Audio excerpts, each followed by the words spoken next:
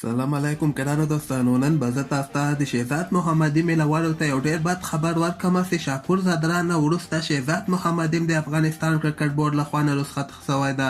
دغه ویډیو تر اخره پورې وګورئ. په هر څه به تاسو پوه سئ او تاسو هم راته خپل نظر لاندې شریک کړئ چې شهزاد ملي ټیم کې ځای جوړیږي په اوس وخت کې او که نه جوړیږي. نو لکه څنګه چې ما تاسو ته هغه څو ورځې مخکې دغه خبر درکړی و چې د افغانستان شاپور زادران چې کوم د افغانستان کرکټ بورډ لخوا نه رخصت شوی ده او کسیزه لوبډله کې هم نه ده اخیستلی. او بل خواته د شهزاد محمدي په هکله باندې یو خبر راغلی ده. حالانکې یوه خبره به زه تاسو ته وکړم چې دغه سل په سلو کې یعنې دقیق خبر نه ده، خو دغسې اوازې دي چې کوم ډېر زیاتو ویبسایډونو کې ما دغسې خبرونه ترلاسه کړل چې د افغانستان کرکټ بورډ لخوا نه شاپور زادران نه وروسته شهزاد محمدي د افغانستان ملي ټیم نه رخصت کړی ده.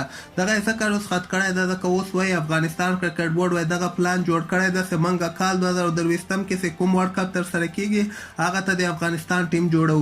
نو زیاتره یې وایي ورکې ځوان لوبغاړي اخیستلي دي. په دغه کیمپ کې بعضې داسې لوبغاړي هم دي لکه شاپور زادران، آفتاب عالم، دغه هم رخصت کړي دي. خو ضیاء الرحمن شریفي، سلیم صافي او وفادار مومند غوندې لوبغاړي هم د افغانستان کرکټ بورډ لخوا نه په 25 کسیزه لوبډله کې نه دي اخیستل شوي.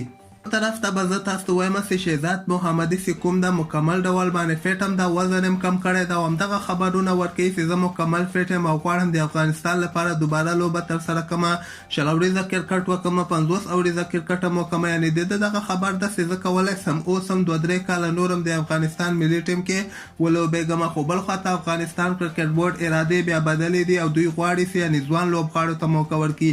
دغه کیمپ کې بعضې لوبغاړي راغوښتلي دي لکه عظمت الله عمرزی راغوښتلی چې یو ډېر ښه خبر ده. دې نه علاوه فرید ملکي راغوښتلی ده، جاوید احمدي راغوښتلی ده، رحمان الله ګوربز ده، عثمان غني ده. دا لوبغاړي خو کیمپ ته راغوښتلي دي. خو بل طرف ته شاپور زادران، شهزاد محمدي، آفتاب عالم، ضیاء الرحمن شریفي، سلیم صافي او وفادار مومند غوندې لوبغاړي بیا کیمپ ته نه دي راغوښتلي.